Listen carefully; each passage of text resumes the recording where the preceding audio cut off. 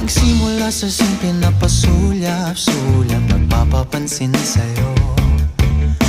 Umabot sa palitan ng mga mensahe, kilig na kilig ako. Kumusta, kain na, hello, magandang umaga.